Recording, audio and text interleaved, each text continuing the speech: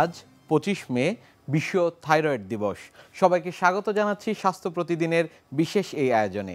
আপনাদের সাথে আছি আমি ডাক্তার সামিউল আওয়াল স্বাক্ষর। দর্শক, বিশ্ব থাইরয়েড দিবসে আজ আমরা কথা বলবো থাইরয়েড হরমোনের খুঁটিনাটি বিষয়গুলো নিয়ে। এই বিষয়টি নিয়ে আলোচনা করবার জন্য আজ আমাদের সাথে স্টুডিওতে রয়েছেন একজন বিশেষজ্ঞ চিকিৎসক। আপনাকে স্বাগত জানাচ্ছি আমাদের আজকের এই আয়োজনে। ধন্যবাদ আমাকে আমন্ত্রণ জানানোর জন্য আজকের অনুষ্ঠানে। একেবারে অনুষ্ঠানের শুরুতে যদি একটু আপনার কাছ থেকে জেনে নিতে পারি, সেটি হচ্ছে কোন প্রতিপাদ্যকে সামনে রেখে আজকের এই দিনটি পালিত হচ্ছে? আজকে 25শে মে বিশ্ব থাইরয়েড দিবস। প্রতি বছর সারা বিশ্বে এই দিবসটি পালিত হয়। মূলত উদ্দেশ্য হচ্ছে জনগণকে থাইরয়েড রোগ ও এর লক্ষণ সম্পর্কে সচেতন করা, পেশেন্টকে এডুকেট করা, যেন তারা প্রপারলি চিকিৎসকের শরণাপন্ন হয়ে এবং এর চিকিৎসা নিতে পারে। 2024 সালের যে প্রতিপাদ্য বিষয় সেটি হচ্ছে thyroid is a non communicable disease, অর্থাৎ থাইরয়েড রোগ একটি অসংক্রামক ব্যাধি। এই প্রতিপাদ্যকে সামনে রেখেই এই বছর বিশ্ব থাইরয়েড দিবস পালিত হচ্ছে সারা বিশ্বে। সচেতনতার যে জায়গাটি রয়েছে, পূর্বের তুলনায় বর্তমান চিত্র কেমন দেখছেন?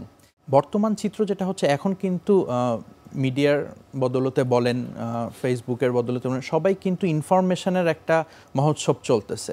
আগে যেই জিনিস মানুষ হয়তো বা ডাক্তারের কাছে গিয়ে প্রথমবার শুনতো, সেটা কিন্তু এখন চিকিৎসকের কাছে না গিয়েও মানুষ বিভিন্ন সোর্স থেকে ইনফরমেশন পাচ্ছে। তাতে করে যেটা হচ্ছে যে মানুষ কিন্তু এখন আগের থেকে অনেক সচেতন। যে কোনো সিমটম তার বা উপসর্গ সে হলেই সে কিন্তু এখন প্রথমেই বিভিন্ন সোর্স থেকে সেই ইনফরমেশন কালেক্ট করার চেষ্টা করছে। সেক্ষেত্রে মানুষজন কিন্তু এখন থাইরয়েডের ব্যাপারে আগের থেকে বেশ সচেতন। আমরা অনেক রুগীরা পাই যে তারাই এসে সরাসরি প্রশ্ন করে যে ডাক্তার সাহেব, আমার কি থাইরয়েড রোগটা আছে কিনা। তো সে দিক থেকে বলতে গেলে পেশেন্টরা কিন্তু এখন আগের থেকে বা জনগণরা আগের থেকে অনেক বেশি সচেতন। এই যে থাইরয়েড হরমোন, যে বিষয়টি নিয়ে আমরা আসলে কথা বলছি, সেটির আসলে কাজ কি মানবদেহে? কাজটা হচ্ছে থাইরয়েড গ্রন্থি নিয়ে যদি প্রথমে বলি, আমাদের গলার শ্বাসনালীর সামনে একটা প্রজাপতি আকারের অন্তঃক্ষরা গ্রন্থি আছে। এটাকে আমরা থাইরয়েড গ্রন্থি বা থাইরয়েড গ্ল্যান্ড বলি। এই থাইরয়েড গ্ল্যান্ড থেকে একটা হরমোন তৈরি হয়, যেটা হচ্ছে থাইরয়েড হরমোন। এই থাইরয়েড হরমোন আমাদের শরীরে বিপাকীয় প্রক্রিয়া যেটা বা মেটাবলিজম, সেটা শরীরের প্রত্যেকটা কোষের মেটাবলিজমকে কিন্তু এই থাইরয়েড হরমোন কন্ট্রোল করতেছে। তো সেই ক্ষেত্রে বলতে গেলে মাথার চুল থেকে শুরু করে পায়ের ত্বক পর্যন্ত প্রত্যেকটা অঙ্গ প্রত্যঙ্গের কার্যক্ষমতা এবং কার্যক্রমকেই কিন্তু এই থাইরয়েড হরমোন প্রভাবিত করতেছে অথবা নিয়ন্ত্রণ করছে কোনো না কোনোভাবে। থাইরয়েডের সমস্যা বলতে কি বোঝায়? থাইরয়েডের সমস্যা যেটা মূলত যেটা বললাম, একটা গ্রন্থি। তো গ্রন্থির থেকে দুই রকম সমস্যা হতে পারে। একটা হচ্ছে গিয়ে ফাংশনাল সমস্যা, অথবা গ্রন্থির যে কার্যক্রম মেনলি হরমোন তৈরি করা, সেই হরমোনের তারতম্য হতে পারে। আরেকটা হতে পারে হরমোন ঠিক আছে কিন্তু গ্রন্থির যে গঠনগত আকার সেটা হতে পারে। হরমোন সমস্যার কথা যদি বলি তাহলে প্রধানত দুটা সমস্যা হয়, যে হাইপোথাইরয়েডিজম, অথবা শরীরে যেই মাত্রায় থাইরয়েড হরমোনটা থাকার কথা সেই মাত্রার থেকে কম আছে, এবং হাইপার থাইরয়েডিজম, অর্থাৎ যে শরীরে যেই মাত্রায় থাইরয়েড হরমোনটা থাকার কথা তার থেকে বেশি আছে। এটা তো গেল হরমোনজনিত সমস্যা। আর গঠনগত সমস্যা যদি হয়, তাহলে থাইরয়েড গ্রন্থির যে আকার সেটার কোনো অস্বাভাবিকতা হলেই সেটা আমরা স্ট্রাকচারাল প্রবলেম বলি। যেরকম সেটা একটা গলদণ্ড রোগ বা গয়টার হতে পারে, দেখেছেন যে আগে অনেকের গলা ফুলে যায়, গ্যাগ রোগ যেটাকে আমরা বলি, অথবা থাইরয়েড গ্রন্থির ক্যান্সার, যেখানে থাইরয়েড কোষগুলো অস্বাভাবিকভাবে বৃদ্ধি হয়, অথবা থাইরয়েড গ্রন্থির কোনো নোডিউল, অর্থাৎ যে থাইরয়েড গ্ল্যান্ডের ভিতরে ছোট কোনো একটা গোটা হয়েছে, সেগুলো হচ্ছে গঠনগত সমস্যা। হাইপোথাইরয়েডিজম যে বিষয়টির কথা আপনি বলছিলেন, কি কি দেখে আসলে বোঝা যায়? হাইপোথাইরয়েডিজমটাই আমরা মূলত ফোকাস বেশি করি, কারণ হচ্ছে যে যত হরমোনাল সমস্যা, যে হরমোনের তারতম্য, তাদের ভিতরে 80% শতকরা 80% রোগী কিন্তু হাইপোথাইরয়েডিজম সমস্যায় ভুগছে। এবং যেটা বলেছিলাম যে থাইরয়েড হরমোনের প্রভাব কিন্তু মাথার চুল থেকে পায়ের ত্বক পর্যন্ত আছে, প্রত্যেকটা অঙ্গ প্রত্যঙ্গের উপরে। তাহলে এই হাইপোথাইরয়েডিজমের লক্ষণগুলোও কিন্তু শরীরের সবগুলো অর্গানকে ইনভলভ করেই হচ্ছে, কোনো একটা ফিক্সড সিমটম না। যেরকম মাথার চুল পড়ে যাওয়া, ক্লান্তি বা অবসাদ লাগা, মেমোরিতে সমস্যা হওয়া, তারপরে ওজন বৃদ্ধি হওয়া বা কমে যাওয়া, তারপর সাথে হচ্ছে গিয়ে অবসাদ, শরীরে ফোলা ভাব বা হাতে পায়ে ফুলে যাওয়া, এরকম কোষ্ঠকাঠিন্য হতে পারে, অস্বাভাবিক ঋতুস্রাব অথবা অনিয়মিত মাসিক এরকম হতে পারে। এছাড়া যেটা হচ্ছে যে বন্ধ্যাত্ব হতে পারে। অনেক মহিলাই কিন্তু আমাদের কাছে যখন বন্ধ্যাত্ব সমস্যা নিয়ে আসে, কিন্তু আমরা কিন্তু পরে পরীক্ষা করে পাই যে সেটা আসলে হাইপোথাইরয়েডিজম। এরকম বিভিন্ন উপসর্গ নিয়ে হাইপোথাইরয়েড রোগীরা কিন্তু আমাদের কাছে আসে। আরেকটি বিষয় হাইপারথাইরয়েডিজম, সেটি বলতে আসলে কি বোঝায় এবং এর আসলে লক্ষণ উপসর্গ কি দেখা যায়? হাইপারথাইরয়েডিজম হচ্ছে হাইপোথাইরয়েডিজমের বিপরীত, যেখানে শরীরের যেই মাত্রায় থাইরয়েড হরমোন থাকার কথা তার থেকে অতিরিক্ত মাত্রায় যখন হরমোনটা শরীরে থাকবে সেটাকেই আমরা হাইপারথাইরয়েডিজম বলি। সেক্ষেত্রে যেটা হয় যে ওজন কমে যাবে, বুক ধরফর করা, হার্ট রেট বেড়ে যাওয়া, এগুলো হয়। শরীরে অতিরিক্ত ঘাম হবে, হাত পা কাঁপবে। তার সাথে সাথে কারো কিছু দিতে পারে যে অনেক সময় যে গ্রেভস ডিজিজ একটা কারণ, যে হাইপারথাইরয়েডিজমের কারণ। এই রোগে অনেক সময় মানুষের চোখগুলা মনে হচ্ছে একটু বড় হয়ে যাচ্ছে, কোটর থেকে যেন একটু বের হয়ে যাচ্ছে।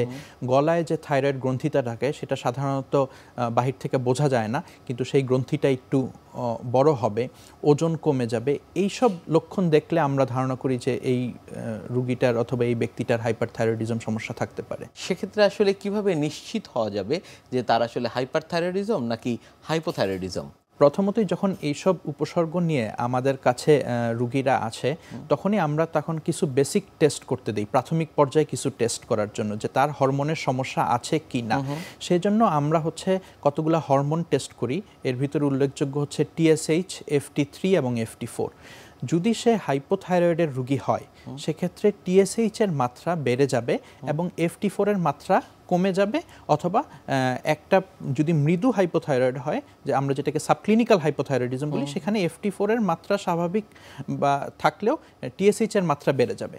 আর অপরপক্ষে যেটা আপনি বলতেছেন হাইপারথাইরয়েডিজম, সেখানে কিন্তু TSH এর মাত্রা অনেক কমে যাবে এবং FT4 এবং FT3 এর মাত্রা বেড়ে যাবে। কি কি কারণে আসলে এই সমস্যাগুলো দেখা দেয়? যদি হাইপোথাইরয়েড নিয়ে আমি প্রথমে আলাপ করি, যদি আয়োডিনের ঘাটতি হয়, কারণ আমাদের থাইরয়েড হরমোন তৈরির যে আমরা বলি এটা অন্যতম উপাদান হচ্ছে আয়োডিন, সেই আয়োডিনজনিত ঘাটতি যদি থাকে তাহলে যে থাইরয়েড হরমোন সমস্যা হতে পারে, যে হাইপোথাইরয়েড হতে পারে।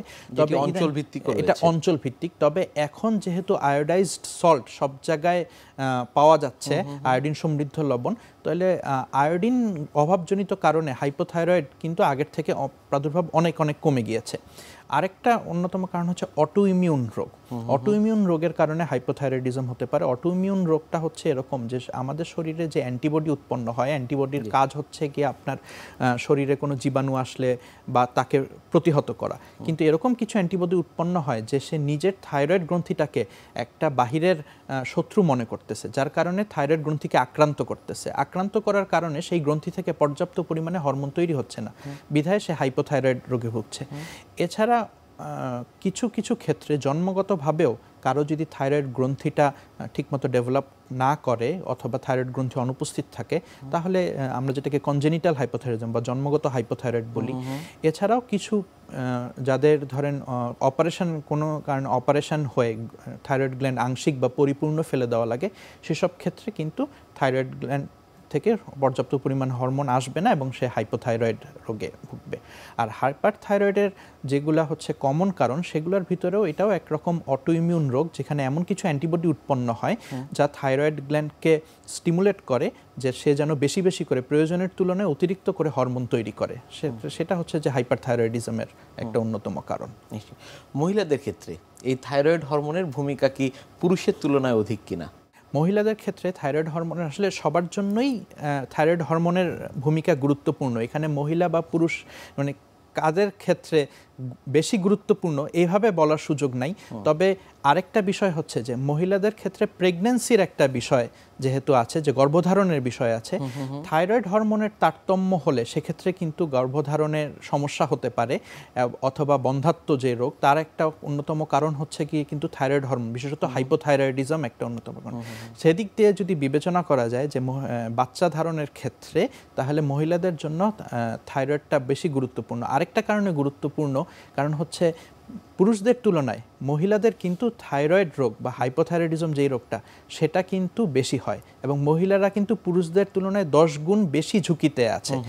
সেদিক থেকে যদি বিবেচনা করি যে মহিলারা কিন্তু থাইরয়েড রোগের ঝুঁকিতে বেশি, তো তাহলে তাদের জন্য গুরুত্বটা বেশি হবে।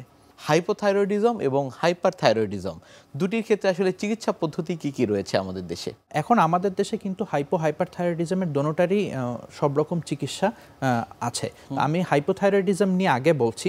হাইপোথাইরয়েডিজম যেরকম আগে বলেছিলাম, এটা হচ্ছে শরীরে থাইরয়েড হরমোনের ঘাটতি, এবং ঘাটতি থাকলে আমরা যেটা করব সেটা হচ্ছে যে যেই পরিমাণ ঘাটতি সেই পরিমাণ আমরা হচ্ছে হরমোনটা বাহির থেকে তাকে সাপ্লিমেন্ট বা ভর্তুকি দিব।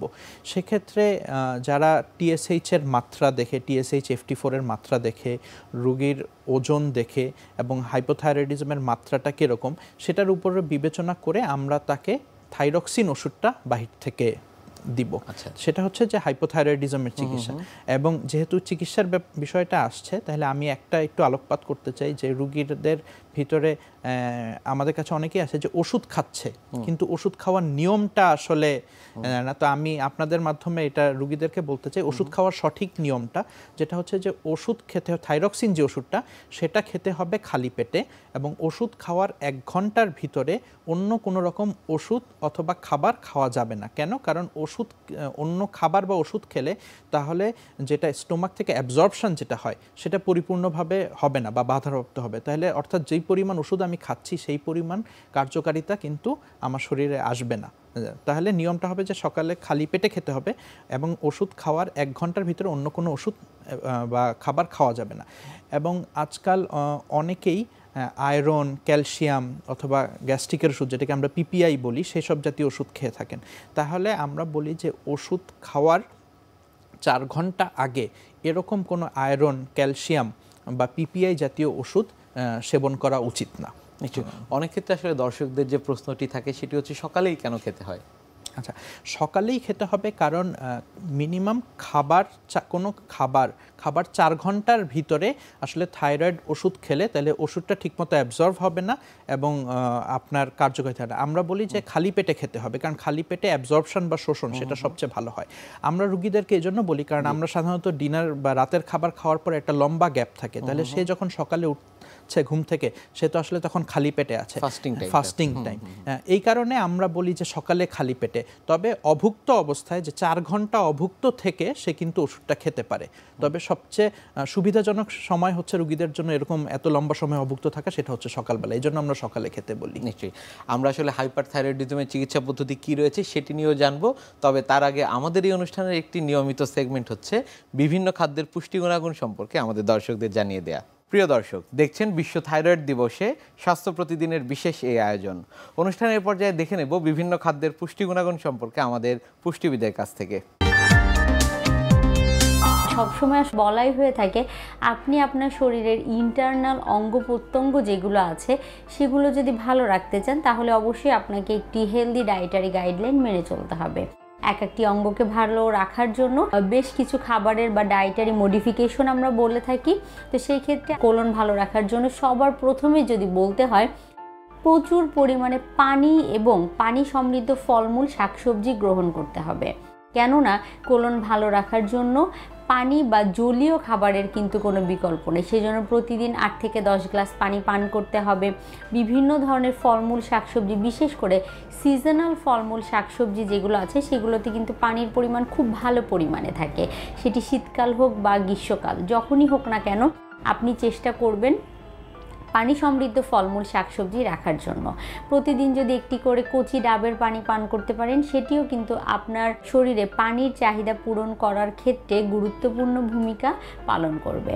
এর পরবর্তীতে বলবো যে সবসময় আসলে প্রচুর পরিমাণে পানি জাতীয় খাবার গ্রহণ করার পাশাপাশি আপনার খাদ্য তালিকায় ফলমূল, শাকসবজি থেকে যেমন আপনি পানি পেয়ে যাচ্ছেন, পাশাপাশি আপনার কোলন ভালো রাখার জন্য অন্যান্য পুষ্টি উপাদানের চাহিদা পূরণ করতেও কিন্তু এটি সাহায্য করে থাকে। সেজন্য কোলনকে ভালো রাখতে হলে আপনাকে অবশ্যই কি করতে হবে, প্রচুর পরিমাণে ফলমূল, শাকসবজি বা এই জাতীয় খাবার থেকে তৈরি করা বিভিন্ন খাবার অপশনগুলো রাখতে হবে। সকালে ব্রেকফাস্টে অবশ্যই একটি সবজির আইটেম রাখার চেষ্টা করবেন। মধ্য সকালে যখন খাবার গ্রহণ করবেন তখন একটি মিষ্টি ফল রাখলেন, আবার দুপুরে খাবারে শাকের একটি আইটেম রাখলেন, সবজির একটি আইটেম রাখলেন, বিকেলবেলায় যে কোনো একটি ফল বা টক ফল আপনি গ্রহণ করে ফেলতে পারেন। রাতের খাবার হিসেবেও রাতের খাবারের সাথে আপনি রাখার চেষ্টা করবেন যে কোনো সবজির একটি আইটেম। তাহলে দেখা যাবে যে আপনার কোলন হেলদি রাখতে সেটি সাহায্য করবে। কোন খাবারগুলো এড়িয়ে চলতে হবে? অতিরিক্ত প্রসেসড ফুড বা প্রক্রিয়াজাতকৃত খাবার যেগুলো আছে, যেমন আমরা সবসময় বলে থাকি যে রিফাইন্ড আটা যেগুলো আছে সেগুলো এড়িয়ে চলতে হবে। আবার অতিরিক্ত সাদা আটা থেকে তৈরি করা খাবার বা খাবার সামগ্রী যেগুলো আছে সেগুলো এড়িয়ে চলতে হবে। পাউরুটি, পাস্তা, সাদা আটা থেকে তৈরি করা খাবার সেগুলো এড়িয়ে চলার চেষ্টা করতে হবে, না হলে এটি কিন্তু আপনার কোলনকে হুমকির মুখে ফেলে দিবে। অতিরিক্ত চা কফি পান করার অভ্যাস অনেকের ক্ষেত্রেই থাকে, তো তাদের ক্ষেত্রে আমি বলবো যদি আপনি আপনার কোলনকে ভালো রাখতে চান তাহলে কিছুটা হলেও লিমিটেড করে দিতে হবে অতিরিক্ত চা কফি পান করাকে।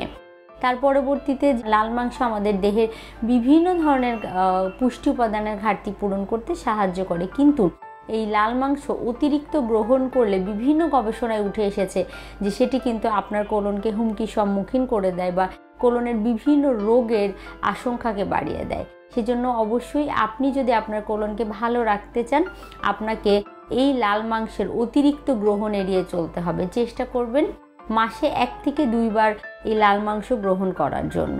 আর অতিরিক্ত তেল মশলা জাতীয় খাবার এড়িয়ে চলতে হবে, বাহিরে ডুবো তেলে ভাজা খাবার আর সিম্পল সুগার বা যেগুলো আছে দেখা যায় সফট ড্রিঙ্কস, কোল্ড ড্রিঙ্কস বা পেস্ট্রি, কেক, পাউরুটি এগুলো খেতে আমরা অনেকেই পছন্দ করি, এগুলোও কিন্তু এড়িয়ে চলতে হবে, কেননা এই সিম্পল সুগার যেগুলো আছে সেগুলো কোলনের রোগের ঝুঁকিকে বাড়িয়ে দিয়ে থাকে।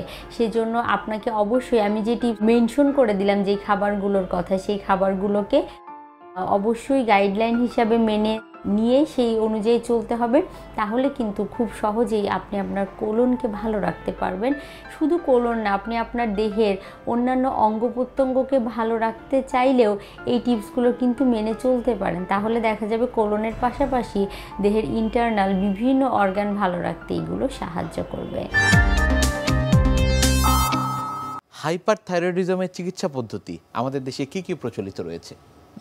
হাইপারথাইরয়েডিজমের চিকিৎসা পদ্ধতি, প্রথমে যদি আসি যে কি কারণে তার হাইপারথাইরয়েডিজম হচ্ছে, সেটা যদি গ্রেভস ডিজিজ হয় যেখানে হচ্ছে গিয়ে অ্যান্টিবডির দ্বারা স্টিমুলেটেড হয়ে আপনার থাইরয়েড গ্ল্যান্ড থেকে অতিরিক্ত পরিমাণ হরমোন তৈরি হচ্ছে, তাহলে আমাদের দেশের প্রেক্ষাপটে আমরা প্রথমেই ওষুধ দিয়ে ট্রিটমেন্টের চেষ্টা করি। সেটা হচ্ছে যে কার্বিমাজল বা মেথিমাজল গ্রুপের ওষুধ। এগুলোর কাজ হচ্ছে গিয়ে থাইরয়েড গ্ল্যান্ড থেকে যে অতিরিক্ত হরমোন তৈরি হয় সেই হরমোন তৈরির প্রক্রিয়াটাকে বাধাপ্রাপ্ত করে, তার কারণে থাইরয়েড গ্ল্যান্ড থেকে অতিরিক্ত হরমোন তৈরিটা আমরা কমানোর চেষ্টা করি। এবং সেই ওষুধটা একটা দীর্ঘমেয়াদী ওষুধ, যে 6 মাস থেকে কারো কারো 1 বছর 18 মাস পর্যন্ত নিয়মিত এই ওষুধ খেয়ে যাওয়া লাগে এবং চিকিৎসকের ফলো আপে থাকা লাগবে। আমরা রুগীদের হরমোনের মাপ দেখে TSH, FT3, FT4 পরিমাপ করে সেইভাবে ডোজ অ্যাডজাস্ট করি এবং যখন একটা পর্যায়ে যাওয়ার পরে আমরা ওষুধ বন্ধ করি। অনেক ধন্যবাদ আপনাকে আমাদের আজকের এই অনুষ্ঠানে আসবার জন্য। আপনাকেও ধন্যবাদ আমাকে আমন্ত্রণ জানানোর জন্য। প্রিয় দর্শক, এতক্ষণ দেখছিলেন বিশ্ব থাইরয়েড দিবসে স্বাস্থ্য প্রতিদিনের বিশেষ এই আয়োজন। কথা বলছিলাম থাইরয়েড হরমোনের খুঁটিনাটি কিছু বিষয় নিয়ে। আশা করি এই বিষয়গুলো আপনাদের অনেক গুরুত্ব বহন করবে। অনুষ্ঠানের পর্যায়ে দেখে নেব কি থাকছে আগামী পর্বে স্বাস্থ্য প্রতিদিন অনুষ্ঠানে। গর্ভাবস্থা একটা লং টাইম, দীর্ঘ সময় 9 মাস 10 দিন বা 40 সপ্তাহ, সেক্ষেত্রে যে কোনো সময় মানে হতেই পারে তার প্রেশার বেশি হতে পারে। সাধারণত গর্ভাবস্থায় প্রেশারটা কখন বলা হয় বা জেস্টেশনাল হাইপারটেনশন সাধারণত 20 সপ্তাহ পরে যখন তার প্রেশার 140/90 মিলিমিটার পারদের উপরে যায়, মানে বেশি থাকে যে, তখন আমরা সেটাকে গর্ভাবস্থায় উচ্চ রক্তচাপ বলি। বিশ্বের যে কোনো প্রান্ত থেকে যে কোনো সময় আপনাদের পছন্দের অনুষ্ঠান স্বাস্থ্য প্রতিদিন দেখতে ভিজিট করুন আমাদের পূর্ণাঙ্গ ওয়েব পোর্টাল www.ntvbd.com এ। এছাড়া এনটিভির সব জনপ্রিয় অনুষ্ঠান ও খবরের আপডেট পেতে ভিজিট করুন আমাদের ইউটিউব চ্যানেল ও ভেরিফাইড ফেসবুক পেজে। আজ এখানেই শেষ করছি, আগামীতে আবারও দেখা হবে। সে পর্যন্ত আপনারা সবাই ভালো থাকুন, সুস্থ থাকুন, এনটিভির সাথেই থাকুন। আল্লাহ হাফেজ।